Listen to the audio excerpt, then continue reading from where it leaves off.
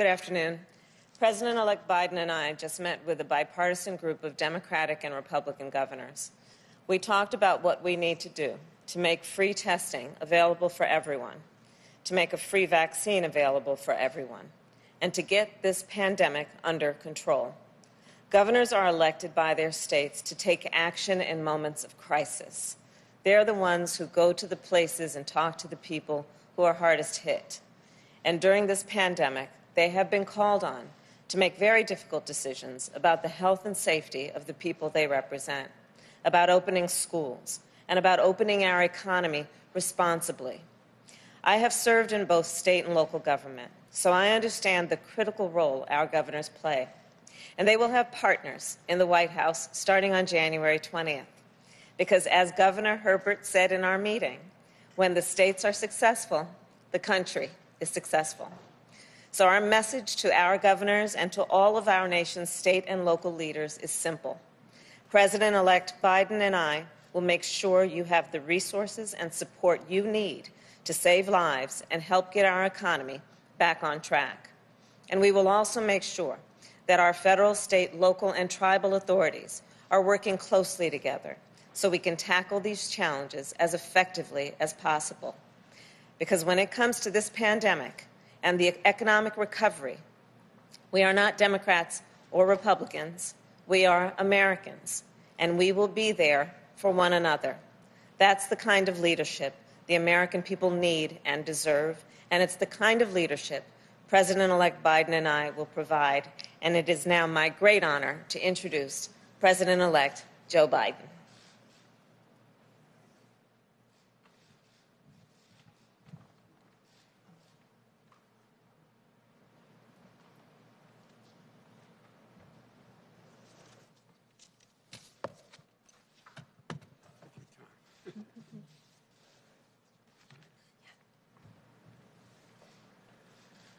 Hello, folks.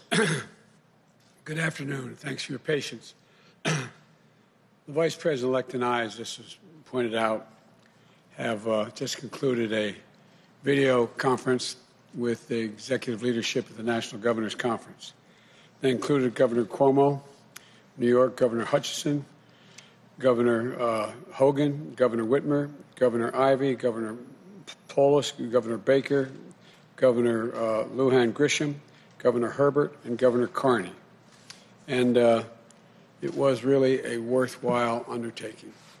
You know, they've had to make some really tough calls during this unprecedented crisis. And we're incredibly grateful for everything they've done and keep doing to try to keep their communities safe. Unfortunately, because of the lack of discernment, as they say, that's a fancy word these days, but until the head of the GSA says that we, in fact, our team, this transition team, our team, the senator and I, have, in fact, are the likely winners. And until she does that, we don't have access to all the information that we need to get from all the various agencies. We're not able to deal with everything from testing to guidance to the all-important issue of vaccine distribution and, even more importantly, vaccination plan to actually get vaccinations. We haven't been able to get into Operation Warp Speed, but we will take what we've learned today and build it into our planning. The country is still in a crisis, and there's a dark winter still ahead.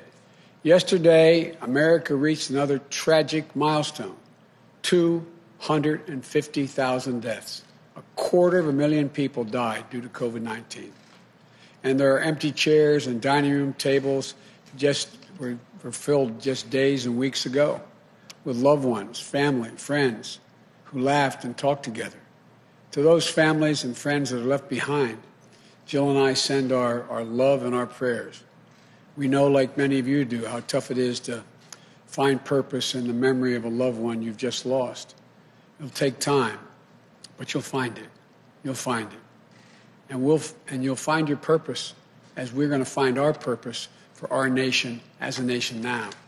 I promise you that. And I promise you that we'll work together. There's a great meeting we had today.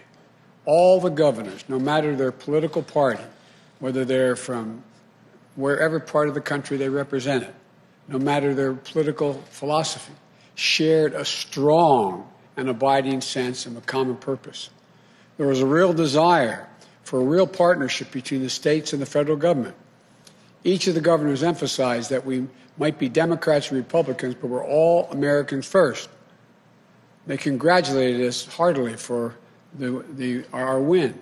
What really pleased me most was that the governors made clear that beating COVID-19 is going to require all of us working together as one country. Kamala and I agree. We were deeply impressed with how much consensus there was, how to move forward among the governors. What we need to do now is how we need to do it. How are we going to do it? In what coordinated way can it be done? We discussed a number of critical ways we can work together and unify around a national approach to controlling COVID-19. First, delivering economic relief to the cities, states, and tribal communities. The lost revenue from COVID and the cost of COVID recovery is devastating to state and local budgets. As governors, as all of them indicated, we've got to come together. The federal government has to deliver this relief sooner rather than later, and with flexibility for the states to meet their needs. This includes helping businesses, schools, working families. From unemployment benefits to early education, continued access to affordable health care, all of that's needed during this pandemic. States and communities shouldn't have to lay off teachers, cops, firefighters, cut vital services for families and businesses. The second thing there was uniform agreement on, delivering a safe and equitable and free vaccine. The governors all acknowledge that this will be a massive undertaking, one of the greatest operational challenges we will have faced as a nation. One statistic that was raised by the governors, it took 8 months to provide 100 million COVID tests. 8 months to provide COVID tests. Just imagine how much more difficult it will be, they pointed out, if we don't find a more efficient and effective way to provide 330 million vaccinations. Put it in perspective. They made the point, we can't wait. That's what the governors are raising. In the meeting, we discussed the challenges that lie ahead in distributing and administering the vaccine. The governors talked about how getting doses of vaccine distributed is just one step. We have to actually get vaccinations into the arms of 330 million Americans. That takes enormous resources, people, product. We discussed the difficulty of that task. It's going to take time. It's going to take coordination. It's going to take the federal government and state governments working hand in glove, working together. The governors all emphasized we need to be clear with the American people about what to expect. No false expectations. Let them know what we anticipate. They all acknowledge that this is going to take a massive public education campaign. And we also need to reach traditionally underserved communities that are being hardest hit by the pandemic. Black, brown, Latino, Latin American community, Native American communities, small towns, rural communities. They talked about that in some detail. Thirdly, we discussed the need to help states with Title 32 funding for the National Guard. That's a fancy way of saying governors need to be able to get funding when they need to bring their National Guard into play. And National Guards are going to have to play this. It costs a lot of money. And governors need that paid for. Governors discussed the need for funding when waiving certain FEMA fees. The fact is that this is a national emergency. That's what FEMA is supposed to deal with. Our view is that should be done. When it comes to deploying the National Guard or COVID or real relief, that should be paid for. You know, that's something Kamala and I will be very focused on. And fourthly, we discussed the implementation of a national mask mandate. 10 governors, Democrat and Republican, have imposed masking requirements and recognized the need for universal masking, north, south, east, and west. It's not a political statement. It's a patriotic duty. And fifth, we discussed making testing more available and accessible. Anyone who wants a test should be able to get one, period. And finally, while we focused on the immediate needs to control the virus, the governors also raised and talked about how much we have to build back better, especially on infrastructure and education and so much more. This was not a one-off meeting. I committed, we committed, we agreed that we'll continue to work and meet with the governors on a regular basis, continue to seek their input, and that our COVID teams will follow up and coordinate on the issues coming out of that call, because some of them have very competent people on their COVID teams in their states. The bottom line, we can do this. There's nothing beyond our capacity, but we have to come together as a country. What this meeting, along with others we've had, reinforces, in my view, is the unity the country is looking for. They're looking for us to come together and deal with problems, most of which have no ideological basis for disagreement. That's what we have to do. That's what the governors talked about. It really was pleasing to hear them. I want to thank you all, and may God bless you all and those who lost someone. You're in our prayers. May God protect our troops. I'm happy to take a few questions, and my boss is going to tell me who that is.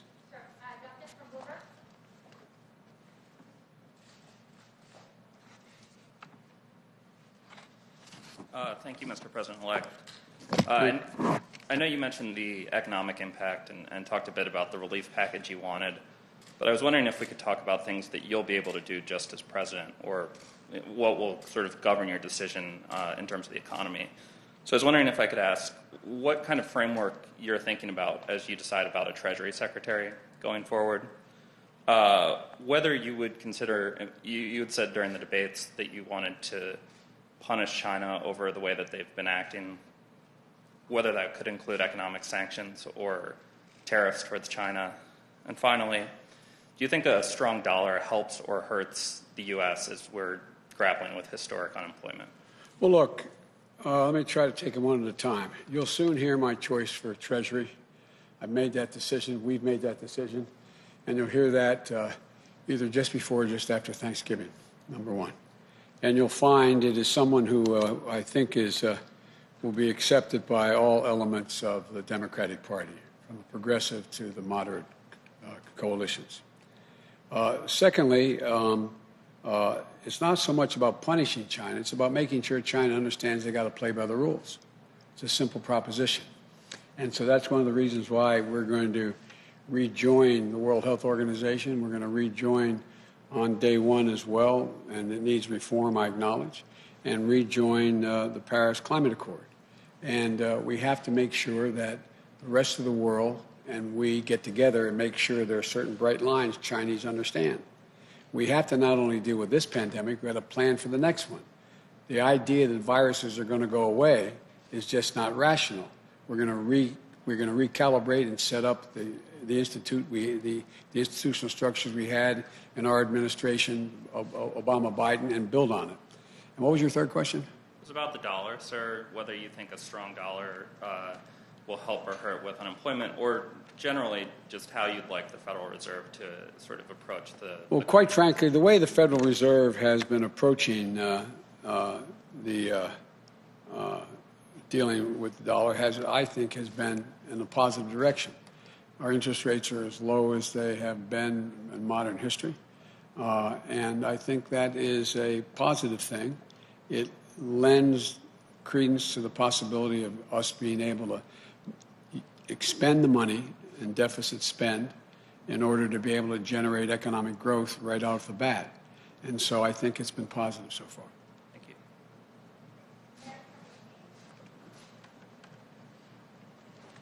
Thank you, Mr. President-elect. You have said that if this transition doesn't get going, especially coordination on vaccine distribution, that lives will be lost. How many lives do you think are at risk here if this transition remains stalled?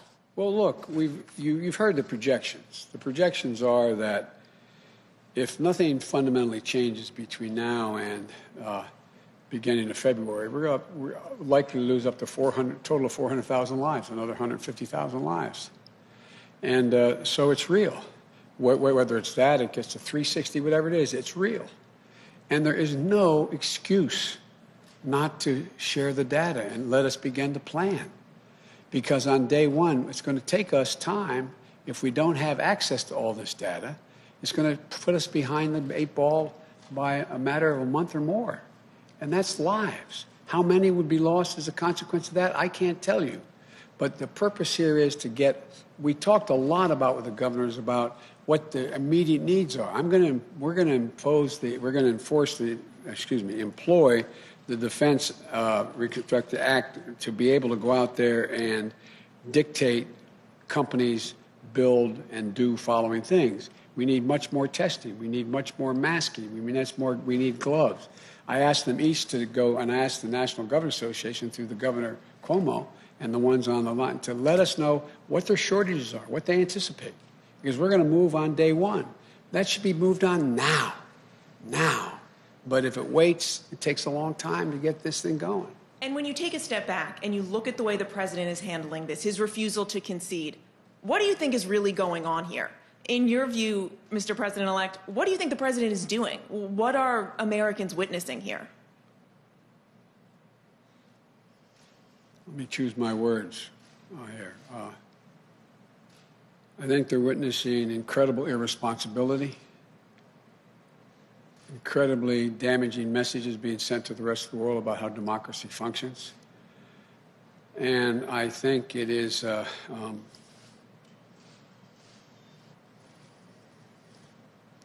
well, I don't know his motive, but I just think it's totally irresponsible. Are you concerned he may succeed, that people may question the legitimacy of your administration? No, I'm not concerned. The vast majority of the American people, they've already, all the polling data has indicated, although the Republicans who worry about it is higher, but over 78% of the American people believe it's, without question, it's legitimate. I just think it's, and I think most of the Republicans I've spoken to, including some of the governors, think this is debilitating. It's not a, it sends a horrible message about who we are as a country.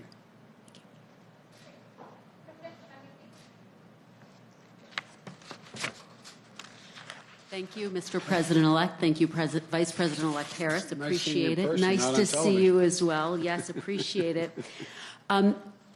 You have said that lives could be lost if you don't start getting briefings from the Trump administration. And now here we are, more than 250,000 lives could be lost. Given that, how do you justify not taking legal action to get the briefings that you say are critical, that you say you need?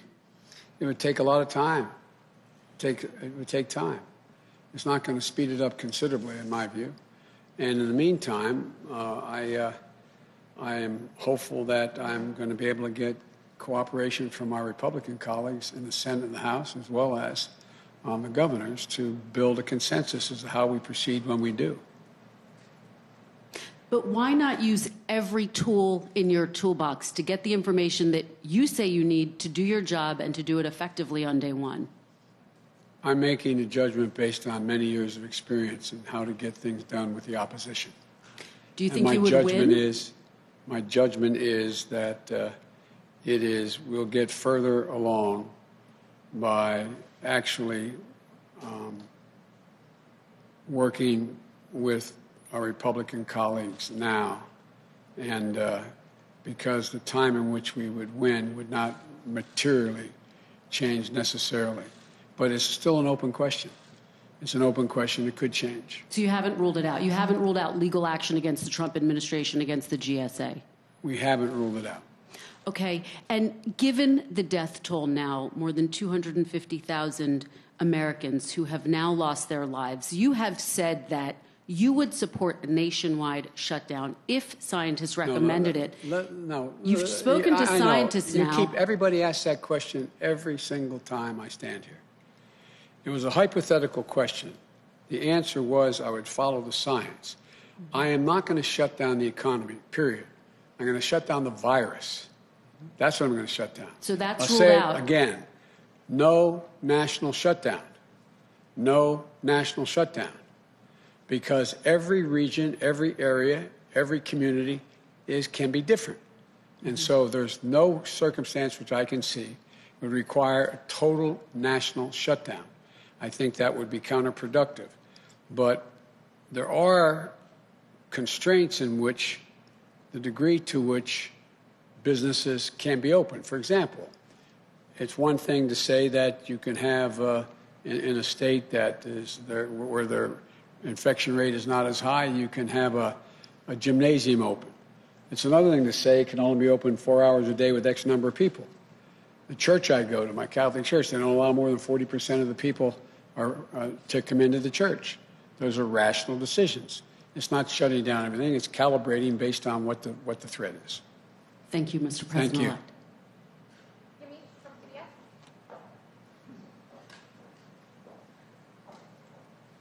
Thank you, Mr. Vice President-elect, and thank you, Mr. President-elect and Vice President-elect Harris. A question for you first, which is, what do you make of the fact that the president is having these calls with Michigan county officials amid his bid to overturn the election? He's going to be having also Michigan Republican legislators at the White House tomorrow. Is anything that he's doing making you rethink your strategy? I know you say that you don't want to have legal action right now. And what do you say to Americans, especially immigrant Americans who came to the United States looking for political stability and seeing all of the things that the president is doing? Hang on, I'm on my way.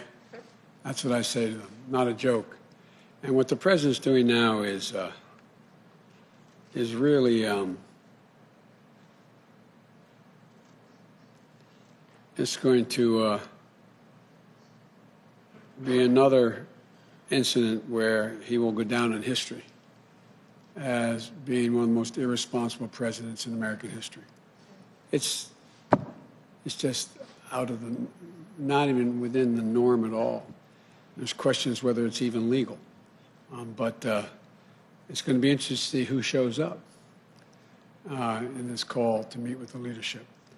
And this is going to, we've won Michigan. It's going to be certified. We're going to end up making clear that they are, making clear that we won. And but it just, it's hard to fathom how this man thinks. And it's hard to fathom. I'm confident he knows he hasn't won and is not going to be able to win, and we're going to be sworn in on January 20th. And I just, but far from me to question his motive. It's just outrageous what he's doing. But as he ups the things that he's doing, calling officials, is it making you rethink your strategy at all? Is there anything that he would be doing that would make you say, okay, we really have to go to court now? Or are you still watching what he's doing and saying we can still kind of wait and see what happens? I'm not going to rule anything out or anything in. But at the moment, the strategy is not changing. And if I could ask a question to the Vice President-elect, would that be Sure. okay? Vice President-elect Harris, you talked about your state experience. My question is there anything that you heard from governors today that made you specifically concerned about vulnerable populations, especially as I talk to Americans who say, I don't have the privilege to work from home. I don't have the privilege to social distance if I'm living in a house with multi-generations. Did you hear anything that concerns you specifically, and what can we do for them as a country? Well, as the president-elect shared with everyone, we heard a lot from the governors, including that, including the concern that African Americans, Latinos, Native Americans, people who live in rural communities, people who, as groups of people, have historically been under-resourced and underserved. And so there was consensus among the governors, bipartisan consensus, that our federal strategy should reflect those concerns in a way that we support the states with the resources they'll need to get to the folks who have been often overlooked or ignored. And the president-elect, I think, has made it very clear that it's one of our highest priorities to support that. As you may know, in the Senate, I actually led what we called a Racial Disparities Task Force.